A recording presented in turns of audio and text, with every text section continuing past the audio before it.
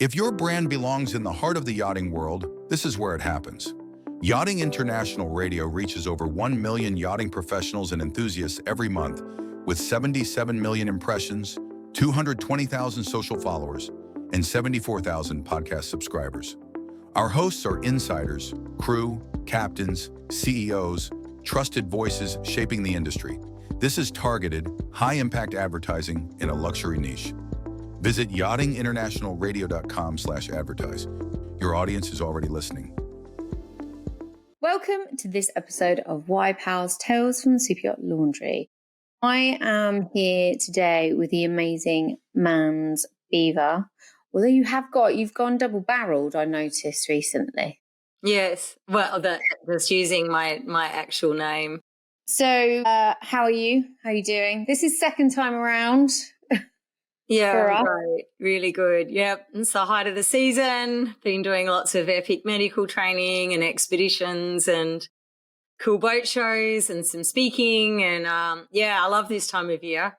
It'd be nice to get to August and stop while everyone's at sea and with their bosses and lie by my pool and do nothing and feel absolutely not guilty about it. But right now I thrive on this time of year. I love getting everyone trained up for the season. The medical training, the psychological resilience. I just get to work with like all my best mates and so many great crew. Every boat's my favourite. And yeah, it's awesome.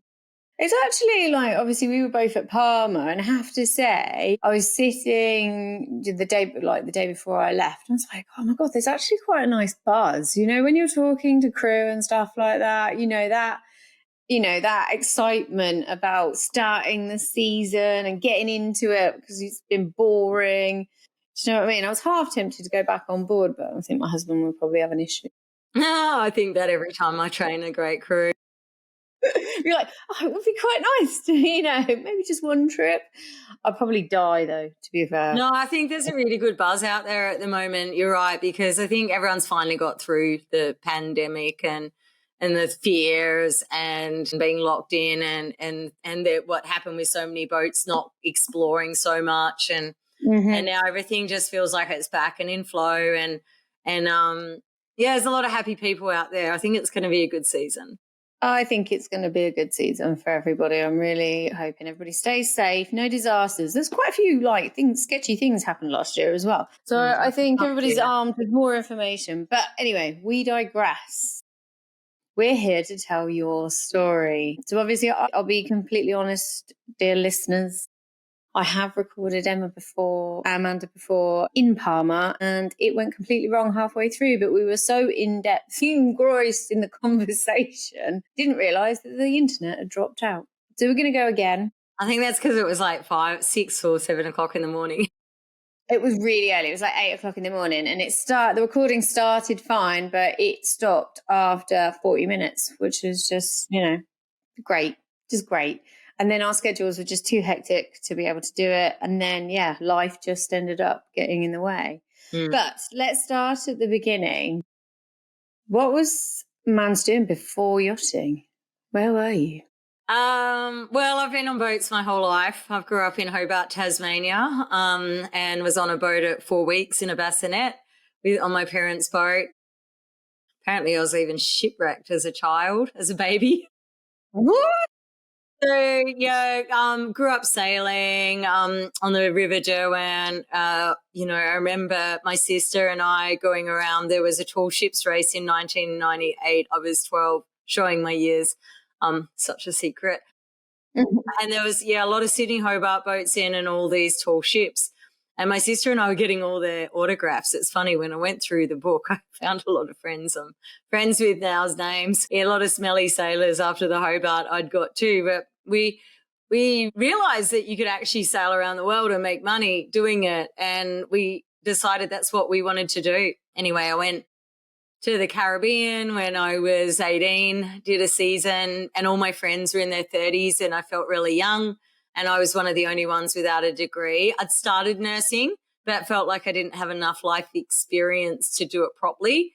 And we were one of the first uni programs of nursing, which I actually didn't really agree with. I think it's better taught on the floor, but hey-ho, uni is the way it goes now. That's probably quite a bone of contention. That's not just your country, it's ours. A lot of industries have changed because they made it standardized that you're supposed to have a degree to be in it. And when it's a practical trade, that's kind of probably a bit counterproductive, no?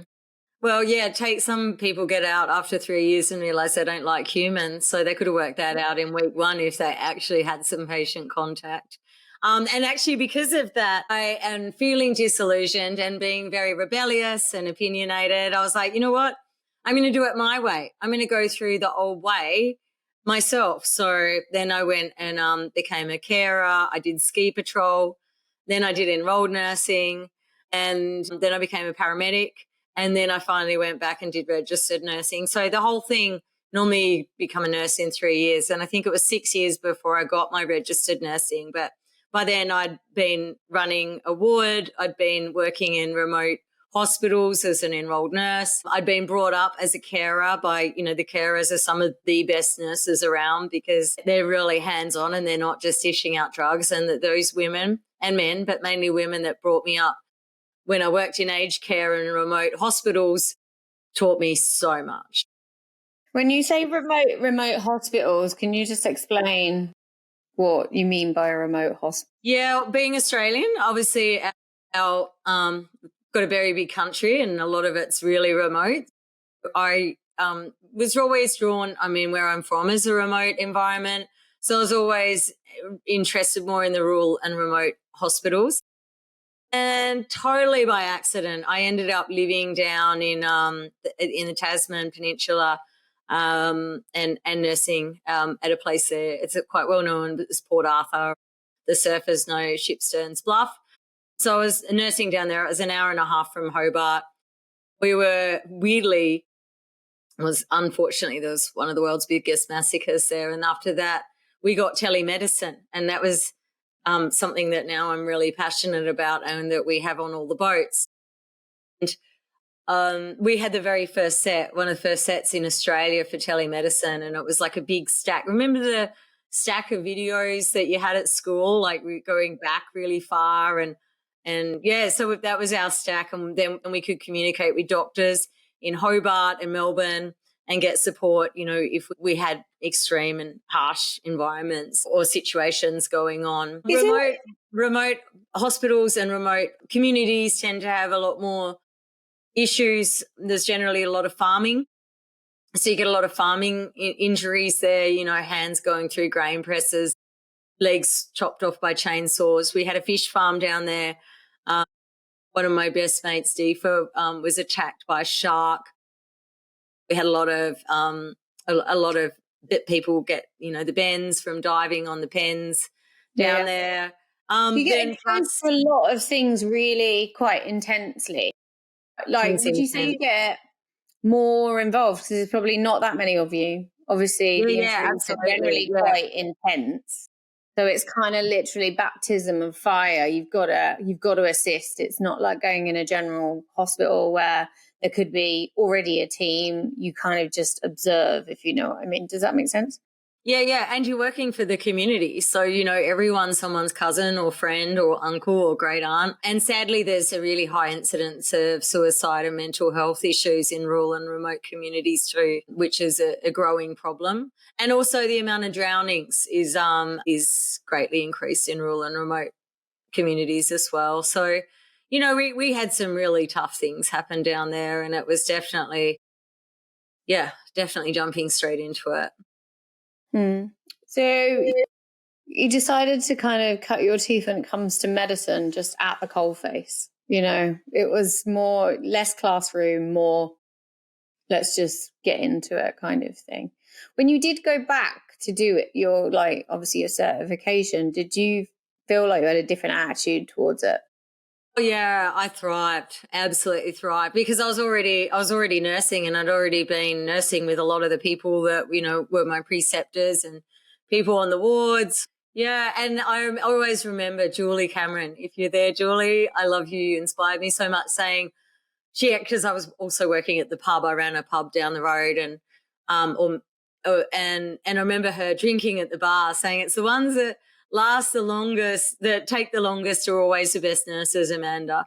And I was really ready for it. I was also working in a nursing home and ski patrol in my last 2 years of nursing. So I was actively working in healthcare by the time I actually became a nurse. So the day I became a nurse, I went and ran the nursing home I was working in and went straight to work in the hospital I had done my training in and just jumped straight in. So, yeah, it's a great profession. So when did the boats after that, when did that come back in to your life? My sister was already working on boats. We were inspired by our aunt, Trish Bailey. She's been a yacht captain since, and she sailed around the world a number of times and was a yacht captain in the British Virgin Islands. And that's who I'd spent my first season with when I was over there. And she helped me sort of get my first job when I was still a teenager. She was rare. Like, what year was that? Like, to have a female captain? There wasn't many. She'd been doing it for years, but my first season was 1995 on yachts. And then, and so my sister was already doing it.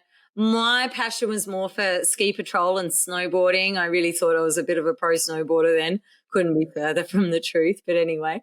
And then I went to do a season in Switzerland, and my sister was on boats in the Caribbean, and she said there was a chance I could come and do a delivery.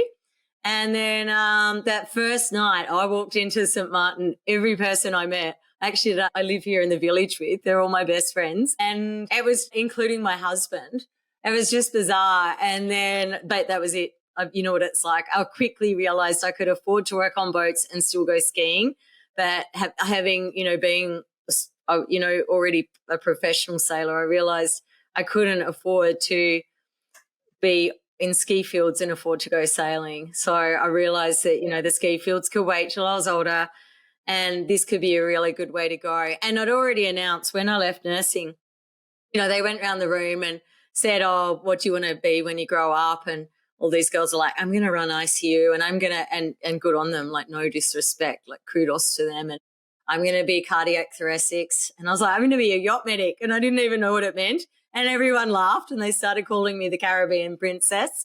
And, in those days there wasn't even a role. So, yeah, I did a couple of years sailing on a Swan 75 and cracked into, that sort of regatta scene as well. And then a few years later, a friend of mine, Marty Krog, that's dead now, he came up to me, rang and said, I've just had this guy come on board and teach me how to use the oxygen and the medical kits. I've got his number, call him and you should get that job. So I called the guy. That was sort of my into medical training on boats. And then I set up my own medical company actually. And then I went back to Australia to pursue that, selling, it was called Marine Medical Kits Australia. And I was also teaching the AMSA guys in the commercial marine sector in Australia, in Fremantle, Western Australia, the marine medicine course, a ship captain's medical that was hospital-based. And as everyone that trains with me knows, I'm very practical. I don't believe yachties are really designed to sit in front of a PowerPoint presentation. Most of us, would rather be active. And it's such a good way to teach it. We had the captains all come in for a week of night shifts and we'd stitch and suture and cannulate and operate on usually drunk people, which probably wouldn't be politically correct now, but it was fine in the 90s. Yeah, and that's sort of what we did. Well, in the beginning, so like when you were starting off, so obviously you were, called to get this, to be training or using it. Was it more using equipment in the beginning and the kind of training kind of ebbed out from the equipment itself? Or was the industry just like, we need more medical training because people are getting injured? Like what was the mentality back then? Well, when I first started, there didn't seem to be, I should really, I'd have to sort of speak to the guys from MSOS and Medair that were MSOS hadn't started then. Medair was still at 3 or 4 different companies. But I don't think Yacht Lifeline even started until the America's Cup in New Zealand in 2003. So what I'd found is every boat I went on that were private sailing boats basically didn't really have an adequate medical kit. and, wanting to do a job I really liked, I would then go to see a doctor, Dr. Tomo, one of the founders of Medical Support Offshore. At the time, we were in Hamble, so I'd go and see Tomo, and he'd write scripts, and then I'd go and make the medical, get all the scripts filled and put them all in boxes, more or less just like they are now. And then, funnily enough, I was doing one for the man I married, and we weren't together then. And then I offered to train them on it, and so I did some training, and then the next person wanted a kit, and the next, and it just kind of happened purely by chance, and me really enjoying mixing marine medicine and nursing, together. Do you think they crew a bit, obviously very aware of the dangers, but wanted, there was definitely a realization that they needed to push for things to be a bit safer on board? Obviously, Yeah, I don't remember so many injuries back then. Or maybe it was just sort of more normal. I mean, everyone were doing, the serious captains were definitely doing the ship captain's medical course in commercial settings. There wasn't such a thing as onboard training then, to my knowledge. I'm sorry if anyone's listening and they were doing this in the 90s and the beginning of the millennium, but to my knowledge, it was normally in AMSA training in the maritime colleges. You would get that hospital-based training for commercial ship captains. It wasn't so much a thing in super yachting. We definitely had some pretty wild accidents, and it was something that had to come for sure. Everybody was starting to take it a bit more seriously. Yeah. It's just one of those things, is like, because if you look at where we are now and the different initiatives, obviously we've gone through such a transition when it comes to physical safety. Obviously now it's kind of branching out into like mental and psychological safety as well as. So one thing I think we've got to remember is the boats were so much smaller then. So we had smaller workloads, smaller winches, smaller blocks, smaller, all the things that can bite you and trap you, smaller, smaller breakages, smaller masts, but I guess we got a lot. I mean, we definitely sailed through a lot more storms then because we didn't have the navigation equipment. So, yeah, but I think one of the reasons for the injuries and what I'm really interested in is the mental health side of what happens post injuries and critical incidences on board. And in those days, the gear's bigger. There's more people involved. When things go wrong now, they go really wrong. We've got so much tonnage. We've got such big bow waves rocking down the deck, that we used to only really see in the J class, but now we're seeing it in so many boats. Obviously, I'm more of a sailor than a motorboat person, but so, it's that the boats have grown so big. I mean, we couldn't imagine a 200 or 300 foot yacht back then. Yeah. I mean, a chain lock, for example, a chain locker back in the day and a chain locker now could be massive. It's like a cruise ship kind of scenario. Incredible. So an injury in that kind of chain locker is a bit more, it's going to be a proper, could be a fatal one. So obviously you're doing the medical kits on board and the education. Obviously in between all that, you're kind of sailing, having fun, like what you do, you're just doing everything. Because you also had to come back to re-accredit as a nurse periodically, didn't you? Yeah, during those days, I was based in London, so I was working in London as a nurse because after I did the work on the Swan, I was going crazy sailing across the oceans, especially in the doldrums, going nursing or yachting, and I didn't know how to combine it. So, and I realised I needed to. My passion was nursing as well, and then the racing. It was actually when there was an accident on board the yacht I was working on, and we had the kite up, and it was about 30 knots, and the owner came up screaming, saying there was a disaster in her bedroom and in her cabin, and I thought it was we were going to be sinking, and her soap had fallen over. I was like, right, this isn't going to work for me. I need to go and nurse some people that are really dying and really going through some disasters. I was lucky enough to have a job that you could work flexi time. So I was working, at the Royal Free, St Mary's, Charing's Cross, all the big hospitals in London. I was also working as a flight nurse. So I was, flying all over the world doing evacuations, and then prioritizing regatta sailing. So I was sailing on the Wallies, the Maxis, and a lot of classics and TP. So I was sort of doing a bit of freelancing. I was in my 20s. You could just go do whatever you wanted then. I think I kind of lived at Heathrow Airport. I knew nearly all the staff by name. I used to sleep in the block hotel when I didn't have anywhere. I wasn't in a crew house or, a hotel for flight nursing or, in the nurses' quarters in London. So is this where kind of a development and a passion for like initial crisis response kind of came? Because obviously, people that have just been injured, the paramedic kind of situation, ICU, do you think you ended up leaning towards that? Because obviously all the kits are, keeping that person alive to then get to hospital. Do you feel like you were kind of specializing in a way without even realizing it? Yeah, for sure. I think my interest in crisis management and medicine response work came after the Port Arthur massacre, because it was something that none of us could have ever prepared for. And then I was a first responder at another massacre and gang fight in Brixton in like my first week nursing in London. It was like that was like being in a third world country in a war zone. I'd never stitched anyone before, and I was stitching someone that had been stabbed in the back, I think 37 times. And I didn't even know how to do the stitching knot that you all know I teach very well now. And so I was like, I'll just do a reef knot. I just made it up because there was no one to ask. We all had so many patients. So, yeah, I just think, God just threw me into some real disaster areas, and it became part of my practice. It's definitely more my style than being a ward nurse. That was never really interesting to me. I loved working with the old people, loved their stories. In those days I worked with a lot of veterans.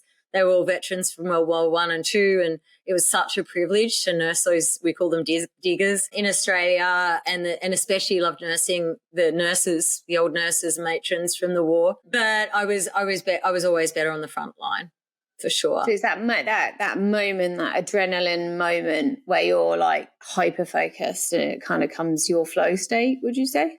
Yeah, I think so. Yeah. Well, and now I realised I was just completely addicted to adrenaline. And well, I think that's everybody who ends up working on board boats most of the time. Like, it was one of the reasons why it was hard to transition, I found. Yeah. Is because you do love those moments where it's like backs against the wall, everything is going, do you know what I mean? I'm sure the sailing is the same experience. Like, it's super intense. And then you kind of get out the other side, you're like, oh God, but you do want it again. So you're trying to find the perfect marriage of medicine and yachting. How did that? Because did you ever feel you didn't want to be on board, or was it, but you still wanted medicine? You love both, but kind of slightly differently, Oh, no, I'll be completely honest with you. I felt like I didn't want to be on board the whole time I was working on private yachts. Sorry, no disrespect to anyone that does work in that industry.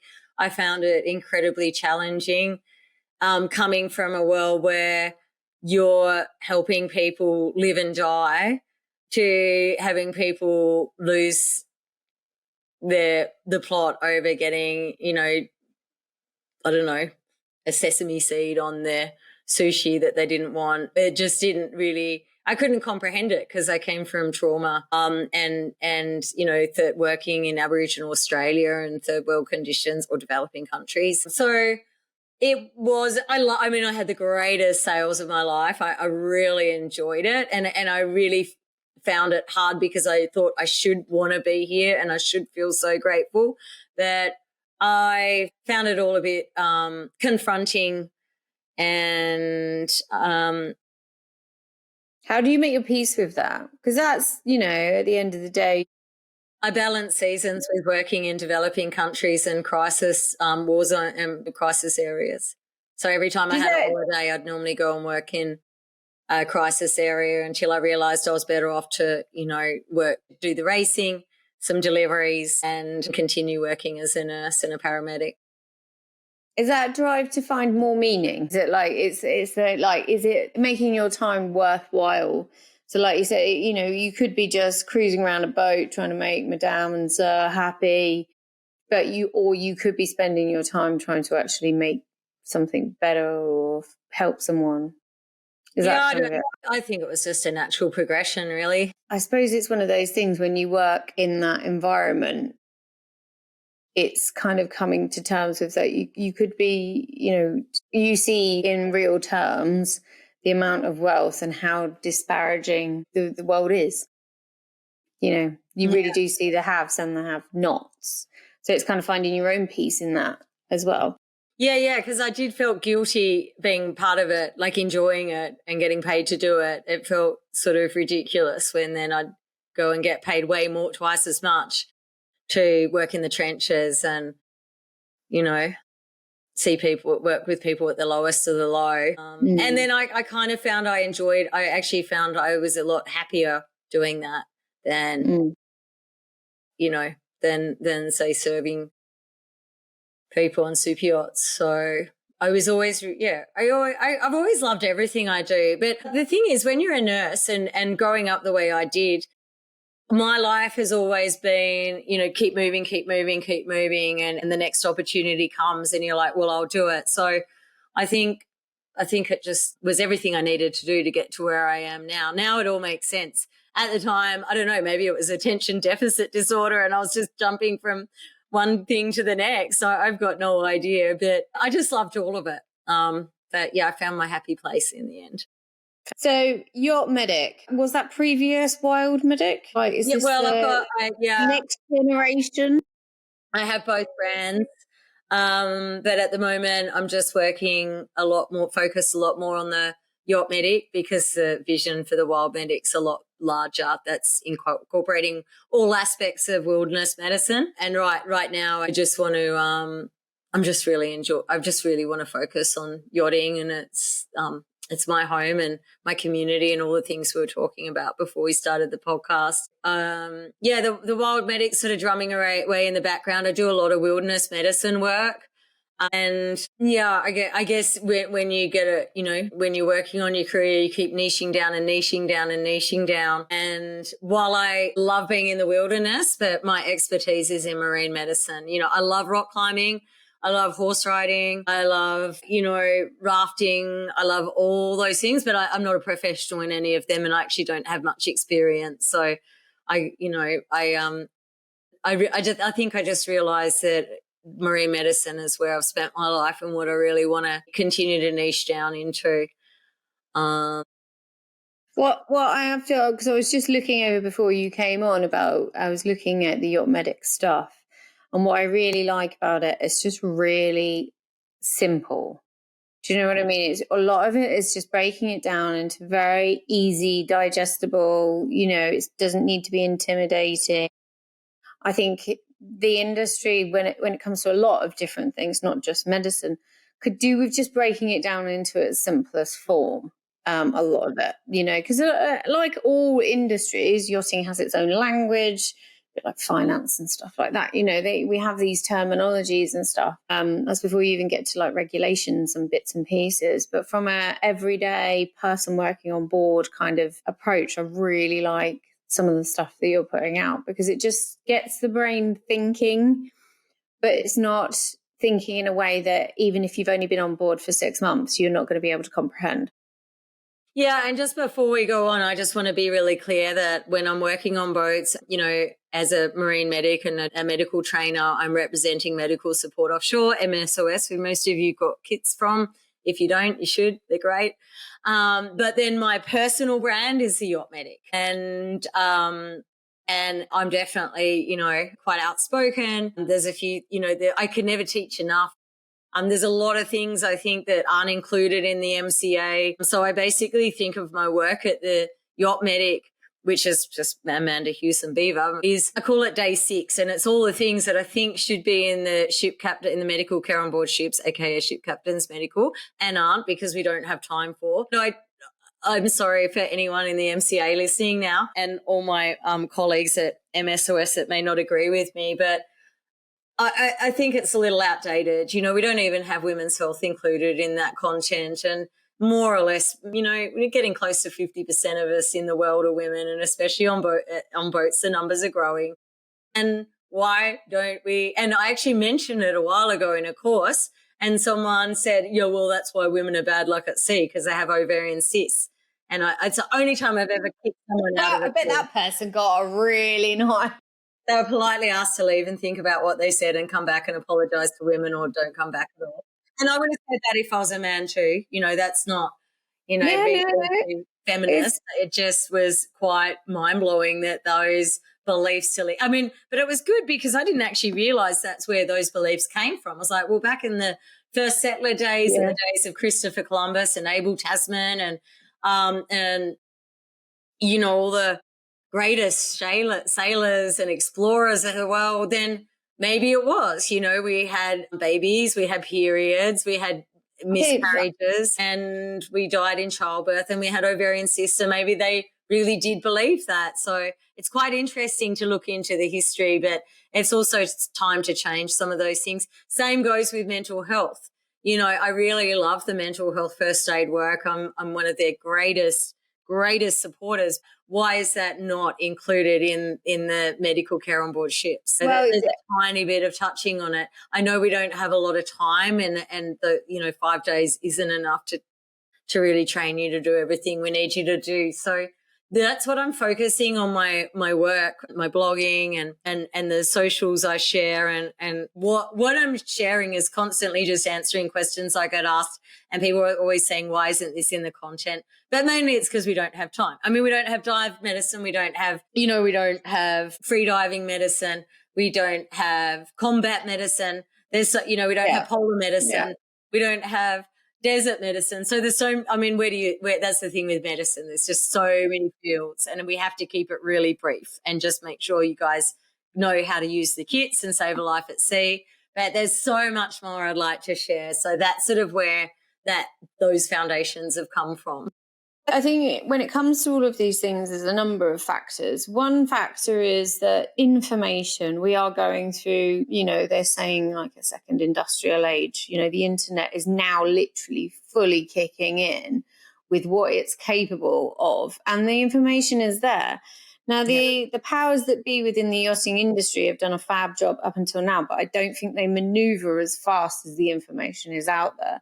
And I think, there's a lot of frustration at the moment, a bit like yourself, it can be updated, but the how and that process is obviously quite slow and laborious. So, with also it moving at a rapid rate, each subject moving at a rapid rate of knots doesn't help. Even if they got faster, everything is still moving. I mean, mental health is, the Pandora's box. We are learning literally new stuff every single day about how that interacts with physiology on board and stress levels and hormone levels and all kinds of stuff like that.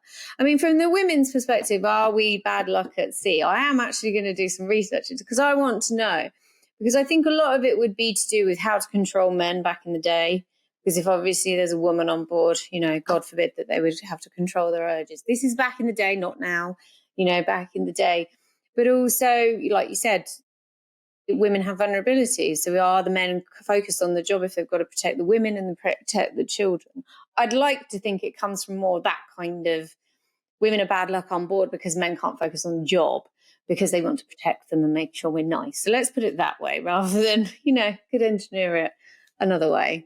But like you said, and also a lot of entities and way people go about things, like when we spoke to Joanna Drysdale, who works at MHG, I asked her to look at some figures because obviously within the insurance, how it's structured is it's supposed to be gender blind for obviously the purposes of us, getting equality. But what we're affected by is completely different, which you can't ignore that either. So it's got to kind of be a marriage of both, isn't it, really? Yeah.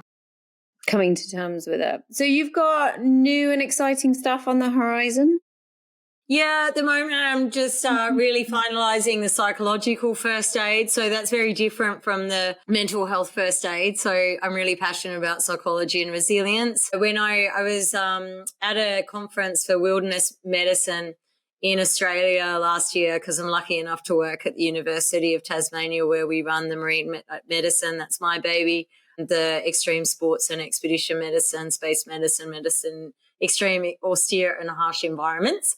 And so we were going into an expedition where we take people out to sea, a bunch of nurses, doctors and paramedics, and then pretend there's weirdly a knockdown, quite like what we saw last year in Italy, or a fire on board. We've done a few different scenarios. Everyone has to abandon ship. They think that they're going to get picked up and then they have to survive in southern Tasmania, normally in the rain and wind, for through a few days before the boat comes back to pick them up. And so well, I was preparing for that and I was feeling really disillusioned with mental health on super yachts. There wasn't at the time a lot of answers. Emma and Mel hadn't started the mental health first aid. I was desperately looking for answers and I had so many students asking for help. And then I was at the Wilderness Medicine and a doctor called Dr. Kate Barcher was presenting her own version of psychological safety in expeditions and in wilderness medicine because she, as a psychologist, had been climbing Mount Blanc, saw someone die, and it was on her as a paid client in a group to look after everyone. And so she formulated this plan and I basically stalked her and begged her to collaborate with me. And because basically there was no point reinventing the wheel. She had really defined what I find really interesting when in a critical incident, how to look at care of the crew, when to outsource to get, a team of psychs in. And I really think that we should have a team of psychs available, which we do now, but really readily available that everyone feels comfortable with and everyone even knows who they want to work with, so they've got someone to call. But what my issue is knowing when to evacuate, knowing when too much is too much, knowing how to debrief. I've been on boats that have had critical incidents that have just carried on and gone to the pub and no one's ever mentioned it again, where there's been, I know, a lot of mental health issues as ongoing from that because it wasn't handled properly because the education and the foundations weren't there. You're talking about processing trauma and the knock-on effect if you don't process trauma or not aided to process trauma correctly. Yeah, and just the management of a team after a critical incident. And until recently, there hasn't been great foundations in that, really. So, and then I went and did every first mental health and psychological first aid and safety course there was on the planet. And so now Mel Harris and Kate Bacher and Kate Diddlegill and I are working on they're all psychologists and we're working on it. They've come from the military. They haven't come from super yachting, but it's quite similar. And we're working on a certified program for psychological first aid that's yachting specific. So I've got a team of amazing psychologists that have been in battlefields in extreme austere and harsh environments in Antarctica, the Mont Blanc and offshore as well. And then we're making a yachting specific psychological first aid model to that, which is very different to the mental health first aid. It's all understanding when people have to be evacuated. Because as we all well know, if you and I have been working on a boat and sailing together for 2 years, sharing a cabin, and we both went through a really nasty incident, so your boyfriend got his leg chopped off, and then you're not okay, and then I'm trying to kind of protect you, keep it secret, look after you myself, even maybe trying to be your psychologist or life coach. And I don't want you to be evacuated because we're in the South China Sea and I don't know where you're going to go, and so what we need is a really clear framework of when people are not safe to be on board and they need to go and get help. It's very pragmatic. It's basically a flow chart, with a traffic light system of green, orange and red that really helps us clearly define when people need help, when they need to be evacuated, or when they are just processing trauma and are probably okay because, it's actually normal to do that, but sometimes it can go on too long. And it fits really well. I'm working really closely with Emma and Mel and to sort of work together with them to get it out there. And so that our courses, all the medical first aid, the mental health first aid and the psychological first aid all work together in unison, and we're not trying to compete and cover the same material. They're all completely different and all very valid and all extremely necessary. Amazing. Sounds amazing. I would really like, because the problem we've got And we've got too much to talk about. Yeah. We'll have to do it again. Too much to cover. I mean, we've skipped across the surface of your actual physical experience, within the industry, and then obviously barely scraped the surface of what you've been doing recently and what you've got going on potentially in the future. So, well, now I have to go because I'm going on a marine expedition with Save the Med, an amazing environmental organisation here whose main sort of priority is to take the message from community to policy. And yeah, we've got a month of expeditions, and we're doing turtle catch and release, stingrays, sharks, amazing numbers, all different scientists and marine biologists from around the world are coming on board, and my job is to keep everyone safe. So I've got to rush down to Andrax now and jump on the Bonnie Lass with Captain Pete and Brad. And, we're going to run some drills. And I think we've got a helicopter that's going to, search and rescue. We're going to do a helicopter drill. And, yeah, it's pretty exciting. So all my favourite things are coming together today. Well, I won't keep you too much longer for your amazing day, but I will say let's get you back on. Yeah, that'd be great. And let's kind of nail down and maybe talk about, especially the work with trauma and kind of where that's heading, and then how what you're doing will strengthen the mental health side of things as well. And everybody will be super keen to listen to how to maybe get all of these things to function in unison, not in competition with each other. I think that's probably the best thing I've heard in a few weeks, if I'm honest. I have to say. We'll do your crazy story about yachting the next time, but thank you so much for coming on. It's been an absolute pleasure. So much love. Thank you. Thanks for having me on board. No problem at all. Until the next time, thank you so much for coming on. Dear listeners, there's more to come, more amazing interviews, and that's just me talking to Amanda. So, we'll speak to you all soon.